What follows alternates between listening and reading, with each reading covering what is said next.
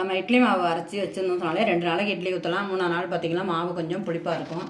அந்த புளித்த மாவையும் புளிக்காமல் நம்ம ஒரு இட்லி ஊற்ற போகிறோம். அது எப்படிங்கிறத இப்போ பார்ப்போம் வாங்க.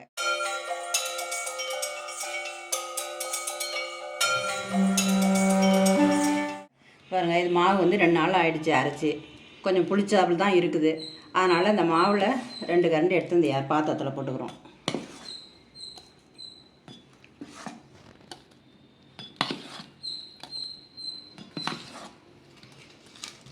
அதை மாவு போட்டிருக்கோம். அடுப்பில் எண்ணெய் சட்டி வச்சுருக்கோம்.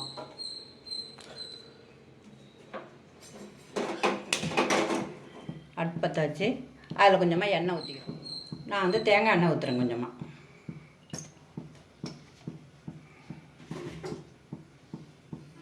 எண்ணெய் நல்லா காஞ்சதுக்கப்புறம்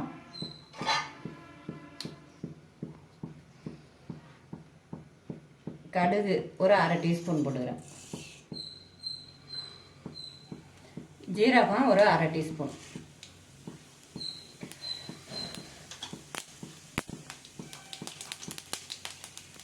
உளுத்தம்பருப்பு ஒரு டீஸ்பூன். கொஞ்சமாக பெருங்காயத்தூள். இந்த உளுத்தம்பருப்புலாம் செவக்கிறதுக்குங்காட்டி அதை போட்டுக்கணும்.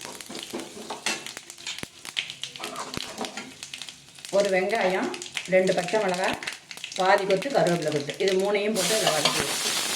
வெங்காயம் கொஞ்சம் பழுப்பு நிறமாக இருக்கிறாப்புல கொஞ்சம் வதக்கிக்கிறோம். வதக்கியாச்சு, வதக்கினது போதும், அதை எடுத்துக்கிறோம். இந்த அடுப்பில் இட்லி பானையில் கொஞ்சம் தண்ணி வச்சுக்கிறோம். இந்த வதக்கின வெங்காயத்தை இந்த மாவில் போட்டு கலந்துக்கிறோம். உப்பு ஒன்றையும் போட்டுறாதீங்க, கரிச்சிரும். அதனால் இந்த வெங்காயம், கருவேப்பிலை, பச்சை மிளகா, கடுகு, உளுத்தம்பருப்பு, வெந்தயம், ஜீரகம் இதோண்டையும் போட்டு இருந்து நல்லா மாவை கலக்கிங்க. அது வெங்காயம் போட்டிருக்கிறது வாசனையாக இருக்கும். மிளகாய் போட்டிருக்கிறது இந்த புளிப்பை எடுத்துரும். இதை அப்படியே நம்ம இப்போ இட்லி தட்டில் ஊற்றி வைக்க போகிறோம் சின்ன சின்னதாக. இட்லி பானையில் தண்ணி வச்சுருக்கேன். தண்ணி கொஞ்சம் நல்லா சூடாகணும். அதுக்குள்ளே நம்ம இட்லி தட்டில் நான் வந்து ஒரு தட்டை தான் யூஸ் பண்ணுறேங்கிறதுனால மேல் தட்டை எடுத்துக்கிட்டேன். அதில் ஒரு துணியை எடுத்து, இட்லி துணியை எடுத்து நல்லா நினச்சிட்டு இது மாதிரி வச்சுக்கிறேன். இட்லி மாவு எப்படி இருக்குன்னு பாருங்கள். இதை வந்து இப்போ நான் இட்லியாக ஊற்றுறேன் சின்ன சின்னதாக.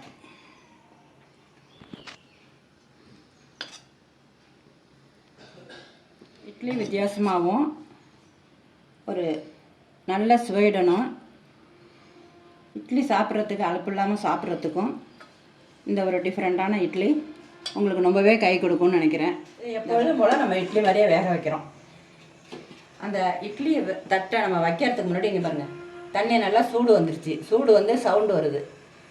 சவுண்டு வந்ததுக்கப்புறம் தான் அதை வைக்கணும். சுடுறதுக்காட்டியும் தண்ணி சூடங்காட்டியும் வச்சிடக்கூடாது. ஒரு 10 நிமிஷம் இது வேகட்டும். இட்லி மாதிரியே நம்ம வேக வச்சு எடுக்க வேண்டியது தான். இப்போ இட்லியை ஊற்றி வச்சு 10 நிமிஷம் ஆகுது. இப்போ வெந்திருக்கான்னு பார்ப்போம். இதை பார்க்கும்போதே இட்லி வெந்துருச்சுன்னு தெரியுது.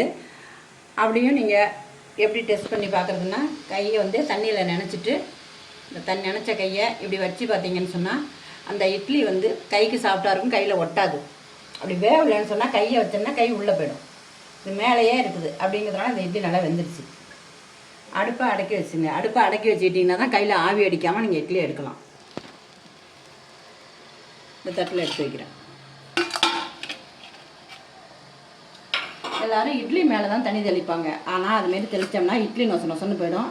ஆனால் இட்லி துணியை கவுத்து போட்டுட்டு, தட்டை கவுத்து போட்டு இந்த துணி மேலே தண்ணி தெளிச்சிங்கன்னா அந்த இட்லி ஒட்டாமல் வந்துடும் துணியில். இங்கே வரும், இட்லியே ஒட்டாமல் வருது வருங்க. சில பேர் இட்லி ஊற்றுறாங்கன்னு சொன்னால் இந்த இட்லியில் துணியிலேயே பாதி இட்லி இருக்கும். அது வந்து இட்லியில் தண்ணி தெளிக்கிறதுனால தான் அதுமாரி இருக்குது. துணி மேலே தண்ணி தெளித்தோம்னு சொன்னால் இட்லி நல்லா வந்துடும். இப்போ இந்த இட்லியை வாங்க. இதுக்கு வந்து தொட்டுக்கிறதுக்கு எதுவும் தேவை கிடையாது. நம்ம அப்படியே சாப்பிட்லாம். இன்னும் தொட்டுக்கிறதுக்கு வேணும்னு சொன்னால் இப்போ வேணால் கொஞ்சம் இட்லி பொடி தொட்டுட்டு சாப்பிட்டுக்கலாம். வேறு ஒன்றும் சட்னி சாம்பார்னு வேணும்னு அவசியம் கிடையாது. இதில் வந்து புளிப்பு வாசனை இருக்காது. மிளகாயோட காரமும், வெங்காயம், கருவேப்பிலை, பெருங்காயம், உளுத்தம்பருப்பு இதனுடைய வாசனையும் இருக்கிறதுனால இந்த இட்லி ஒரு டிஃப்ரெண்ட்டாக சாப்பிட்றதுக்கு கொஞ்சம் நல்லாவே இருக்கும். நீங்களும் இதுமாரி ட்ரை பண்ணி பாருங்கள். இந்த வீடியோ பிடிச்சிருந்தா லைக் பண்ணுங்கள், ஃப்ரெண்ட்ஸுங்களுக்கு ஷேர் பண்ணுங்கள். சப்ஸ்கிரைப் பண்ணலைன்னா உடனே சப்ஸ்கிரைப் பண்ணிக்கோங்க. நன்றி, வணக்கம்.